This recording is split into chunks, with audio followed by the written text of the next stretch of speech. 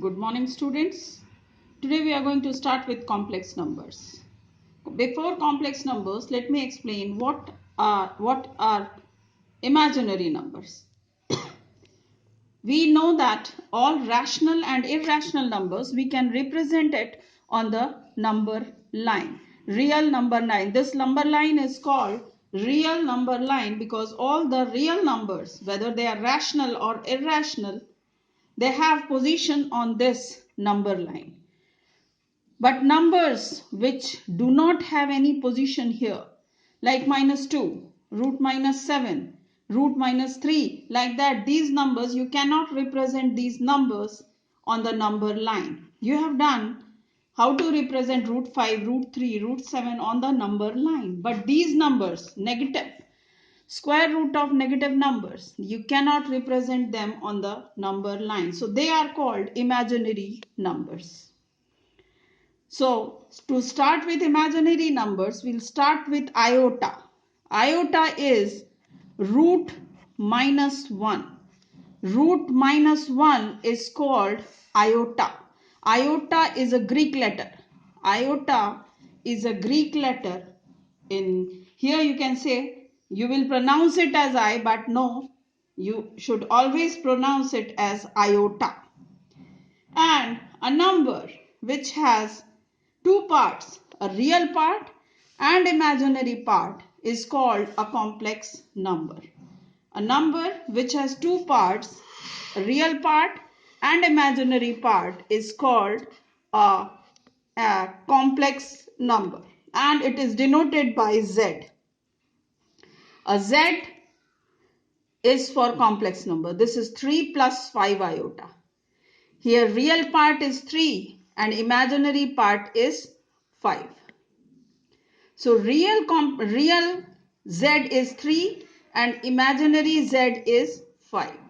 Whenever we attach iota, it becomes imaginary, and iota is root -1. Some numbers are purely real and some are purely imaginary. A complex number is said to be purely real if imaginary Z is 0. That is, Z is equals to 3 plus 0 iota. So this is A plus iota B form. But here imaginary part is 0. So this is purely real. And suppose you have a number which is in which imaginary part is this is purely real, and in which suppose Z is equals to 3. So this is purely real, and if real is 0, then this is called purely imaginary, that is 0 plus 5 iota. It means all the numbers you can represent them as as a complex number. So numbers which can be represented as A plus iota B form can be represented as in A plus iota B form. Now let's start with some problems based on iota. Iota, you see, so let's start with this. Real numbers, they are either rational or irrational. Root -1 is iota, and iota square is iota into iota, that is root -1 into root -1 is -1. Iota cube is iota square into iota, that is -1 into iota is minus iota. And iota raised to the power 4 is iota square into iota square, -1 into -1 is +1.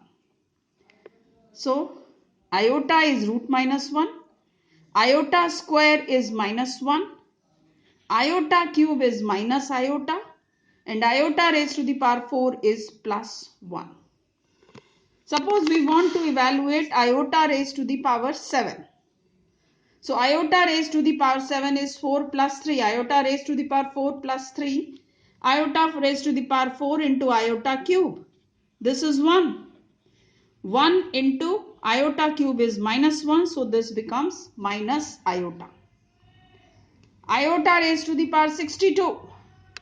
This is iota raised to the power 60 plus 2. This 60, why I have separated this? Because this is a multiple of 4. So this becomes iota raised to the power 4 raised to the power 15 into iota square. So this is 1 into minus 1. So what we do from the exponent, we separate the exponent which is multiple of 4 and then we evaluate accordingly. Iota raised to the power 101 is iota raised to the power 4 raised to the power 25. This is 100 into iota. So this is 1 into iota. It is equal to iota. Like this we evaluate. Suppose I ask you to evaluate iota raised to the power 37 into iota raised to the power 1 upon 67. So this is iota raised to the power 37. 4 9s are 36 plus 1. Iota raised to the power 4 raised to the power 9 into iota into 1 upon iota raised to the power 4 raised to the power 64 plus 3. So this is 1 into iota into 1 upon, this is 1 into minus iota. So this is iota into minus 1 upon iota. Answer is minus 1. In this, show that iota raised to the power n plus iota raised to the power n plus 1, iota raised to the power n plus 2 plus iota raised to the power n plus 3 is equals to 0. What we do? We take out iota raised to the power n as common factor. We take out iota raised to the power n as common factor. So we are left with 1 plus iota square plus iota cube. So this is 1 plus iota square is minus 1 and iota cube is minus iota. All is cancelled and you get iota raised to the power n into 0 is equals to 0. Now this, prove that iota raised to the power 107 plus iota raised to the power 112 plus iota raised to the power 117 plus iota raised to the power 122 is equal to 0. What we do? We take out iota raised to the power 107, this is the lowest, as common factor. So this is 1 iota raised to the power 5 plus iota raised to the power 10 plus iota raised to the power 50. And now evaluate. 1, this is iota raised to the power 4 into iota. So this is iota. This is iota raised to the power 8 into iota square. So this is minus 1. And this is iota cube. So iota 112 plus 3 iota cube, 112 is 1. This is iota. Again you are getting 1 plus iota minus 1 minus iota. Everything is cancelled and you get 0. Next one, evaluate this. 1 plus iota raised to the power 4 into 1 plus 1 upon iota raised to the power 4. Leave it like this and this here, rationalize this. Multiply numerator and denominator by iota. So this is 1 plus iota raised to the power 4 and this becomes 1 minus iota raised to the power 4. So 1 plus iota raised to the power 4 into 1 minus iota raised to the power 4. Using the laws of exponent, we get 1 plus iota into 1 minus iota raised to the power 4. This is 1 square minus iota square raised to the power 4. This is 1 plus 1 raised to the power 4. So this is 2 raised to the power 4. This becomes 16. Answer is 16. Similarly, evaluate this. Evaluate this. 6 iota raised to the power 54. 5 plus 5 iota raised to the power 37 minus 2 iota raised to the power 11 plus 6 iota raised to the power 68. You just take out the multiples of 4 and then evaluate. You will get 7 iota as the answer. Now, properties of complex numbers. First is conjugate of a complex number. You have done surds in class 9th IO. There you did conjugates. There you did. Similarly, here also we have conjugates. If Z is A plus iota B, then its conjugate is denoted by Z bar. Denoted by Z bar is A minus iota B. Suppose Z is 3 plus 5 iota, then Z bar is 3 minus 5 iota. Suppose Z is minus 2 plus iota, then Z bar is minus 2 minus iota. The sign between the real and imaginary part is altered, is changed.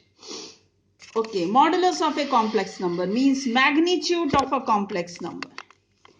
Magnitude of a complex number or modulus of a complex number. If Z is A plus iota B, then its magnitude, the modulus is denoted by this is equal to root A square plus B square. Suppose Z is 5 plus 2 iota, then modulus of Z is root 5 square plus 2 square. This is 25 plus 4, root 29. Equality of complex numbers. Suppose two complex numbers are equal, then real part is compared with real part and imaginary with imaginary.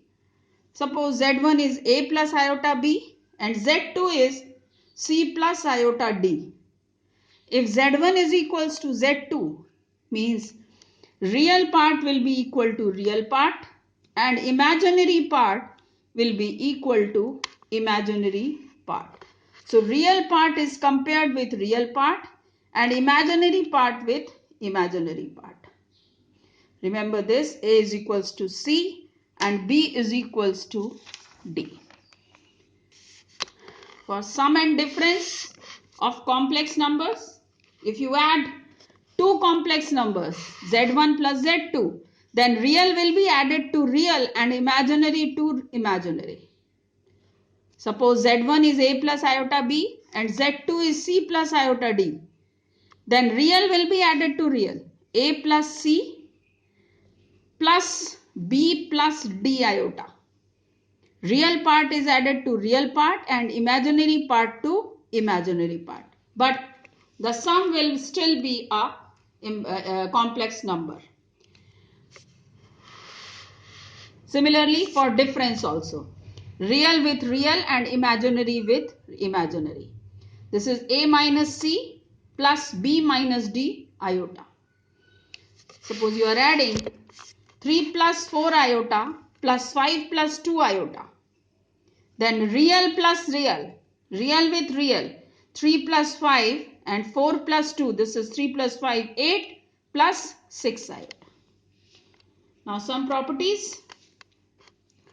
Closure property is satisfied for complex numbers. Means if you add or subtract two complex numbers, you will get a complex number. Suppose you add two natural numbers, you will get a natural number. Similarly here, if you add two complex numbers, you will get a complex number. This is called closure property for addition or subtraction of complex numbers is satisfied. The addition and subtraction of two complex numbers is a complex number. Commutative law. Commutative law is Z1 plus Z2 is equals to Z2 plus Z1. Order doesn't matter. 5 plus 3 is 8. Then 3 plus 5 is also 8. So same property is satisfied with complex numbers also. Associative law. For any three complex numbers Z1, Z2 and Z3, if you change the association, that is Z1 plus Z2 plus Z3 is equal to Z1 plus Z2 plus Z3. This is called associative law. Then existence of additive identity. Identity means if you do the operation of addition, then you get the same quantity. A plus 0 is A. 0 is additive identity for natural numbers, for integers, and for complex numbers also. If you add a 0 to a complex number, you will get the same complex number. So 0 is the additive identity for complex numbers. So existence of additive inverse. Additive inverse means if you operate any two, if you use the operation of addition between any two complex numbers, then you get the additive identity. That is z plus minus z is 0. You are getting the additive identity here. And so additive inverse of z is minus z. Additive inverse of z is minus z. So what we did? We have done problems based on iota.